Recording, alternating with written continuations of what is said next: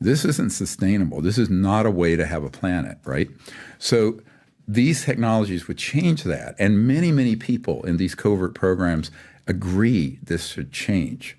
But you're stepping on some very big toes. I mean, you're talking the kind of macroeconomic power globally that is way past anything that the president deals with. And that's the problem. Because on the one hand, it's some people have told me who are in this system, it's like the cure is worse than the disease. That to release this, it'd be too disruptive. I said, yes, it should have been released 100 years ago. When it would have been transition, would have been easy. But now look at the mess we're in because of this secrecy, but also the illegal application of it in the last 60 years. Now, that is what Congress right now is trying to grapple with. But it's a big mistake for the public to think because you're the chairman of the Senate Intelligence Committee or the co-chairman. Like you're a nobody. Like Mr. Rubio. Yeah. Those folks are told either nothing or some version of a lie that they want to be told. This is what happened to Mr. Trump, by the way, in his first term. And also Mr. Pence, because a friend of Mr. Pence's family works with me, and we found out what happened. But the problem with all of this is what has happened to democracy and oversight and we the people. But also, when you talk about we have a free market economy and capitalism, do we? I mean, if the most important discoveries in sciences of the last 100 years have been ruthlessly confiscated and kept secret, no, we have a faint shadow. We have a managed economy. It's not quite as managed as, say, China's or the Soviet Union's or Venezuela and controlled, but it's still controlled and managed. It's a mistake to think it's free market. It isn't. The only way it could be free is that if the technologies that were not weaponized, and this is when you mentioned that, Mr. Trump's uncle said, no, these are fine. They're not going to hurt anything. Well, they wouldn't hurt. It's not like they're dangerous. It's just that it's going to hurt you if you own, a $3 trillion oil field off of Venezuela or whatever, and these big interests. So I think this is, and I'm not saying that everybody in the oil industry knows about this. They're not. They're just doing their jobs. But I'll tell you, there's a Fortune 50 companies chairperson trying to come forward. And Fortune 50 chairperson that's trying to come forward? Yeah, former chairman. He's getting up there. He's about 79 or 80. He's still active? Oh, former chairman. But he has the documents and the information. He wants to come forward with them.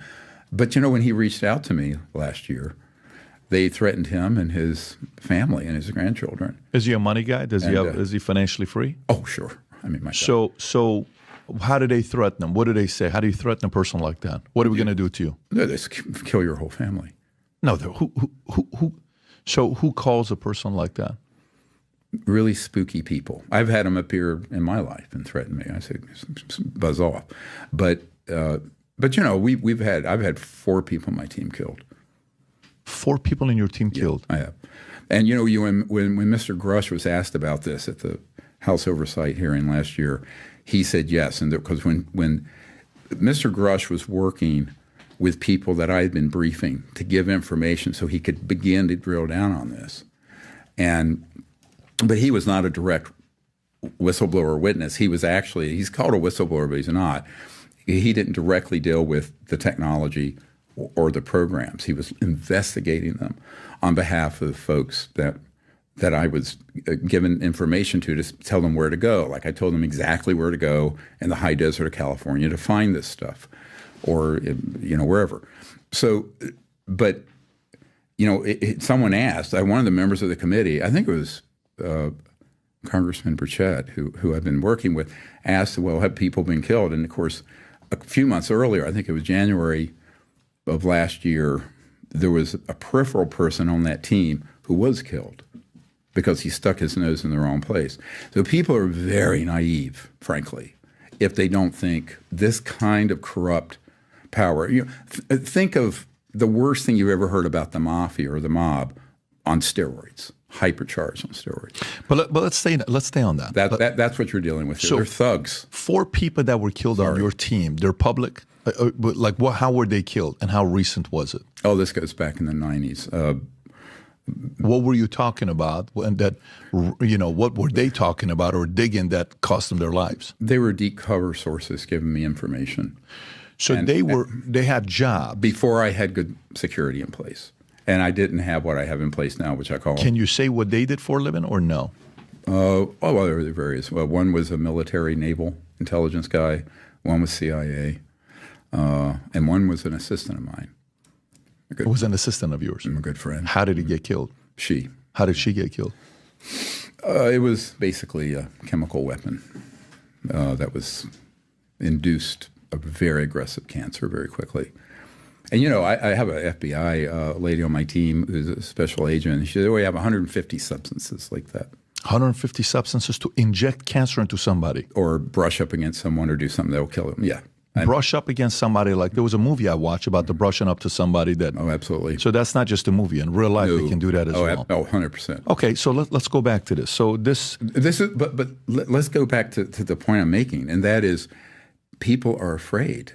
And they should be. Now, this is why, going back to 94, I asked the president at the time, Clinton, to do an executive order protecting high-value whistleblowers and witnesses, whether corporate or government, military, CIA.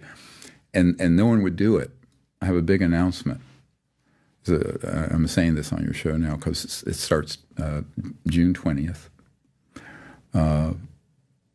There is a special access project that has been stood up that is going to provide this kind of security and protection to whistleblowers and high-value witnesses that are been sitting on the fence coming forward.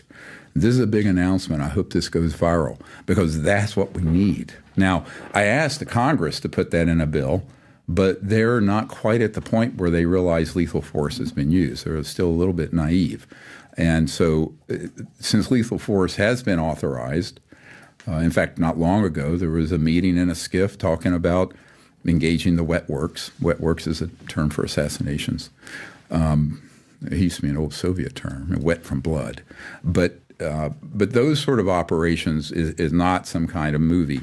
It's real. I've dealt with it. And, this chairman of this huge, former chairman of this big Fortune 50 corporation, he regrets what he did, and he has stated to us that the whole world decades ago could have had quote unquote free energy with these technologies. And look at the state it's in. So let me ask. He really wants to come forward, but he's scared. So I'm saying, look, I'm going to just try to set this up. I see what you're saying. So this is a big announcement that there's, I can't say what agency it's under, but it is an authorized special access project that can monitor security and provide security and to whistleblowers. To whistleblowers, yes, and witnesses, people who have been in these projects, seen things that want to come forward, or they may have documents like this gentleman. Is this an agency that has a lot of credibility today?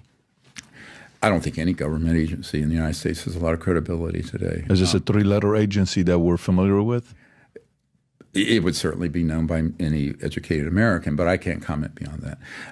But I will say that the people in it are all folks who had been in special forces, and they are not in the military now because you can't do that. Of course, military can't act domestically, but and they're wonderful people, and so I've been working with these folks for a while, providing them an unredacted version of the archive we just released, meaning unredacted. It has all the names. It has 760 some whistleblowers in it. Now, if you go to the archive, you'll see, I think we have 120 some whistleblowers and witnesses, name, rank, serial number, and their video testimony. Not 1 or 2, not 5. So what's in this archive, if the Congress held hearings starting next week from Monday through Friday, 9 to 5. These are the names, May 13, 2024? Yeah, look at this. Yeah, it says 700 and some. But the first 100 and some are people we've already interviewed. We have their DD-214s, discharge forms. We have video, most of them on video testimony. Are these all public? And it's all public. Anyone with a computer on planet Earth can see these. Can they see the videos, or that's being released? Both. Is it already released? Yes, sir. Okay. And what's the website that they can go to? Well, we have to put that up. This is a DP, like Disclosure Project Intelligence Archive. It's DPI Archive. DPIA. Yeah. Archive. Yeah. We'll put the link below. We have it right there. Yeah. We just released this last week, and of course, we had about thousands of bots that invaded the site, tried to shut it down. So we are asking people to register. It's free. We have a crowdfunding program because it's probably going to cost us, I don't know, tens of thousands of dollars a month in usage fees. But the reason I did this, and I've never done this, if you want to hear an interesting backstory of how accidents happen, weird, like, why would I do something like this? And this is all stuff out of my own archive, 34 years of accumulated information. And in it also is the black site list, 150 some black sites, where they are, and also links to testimony from witnesses about what's there underground in deep underground military bases or SCIFs, secure compartment information facilities. So some of them people have heard of, like Nellis Air Force Base and Edwards. Some people most people never heard of. Black sites. CIA controls black sites used by the U.S. government in its war on terror to detain people deemed to be enemy combatants. Well, not that. That's well, we have various sites, but I'm talking about where retrieved UFOs have been put, where reverse engineered objects are located, where the man-made ones are. When we knock one down with an electromagnetic or weapon, a directional energy weapon, where are those taken? Where have they been studied? All that's in the archive. So it's a massive data dump. Let me go through a couple things.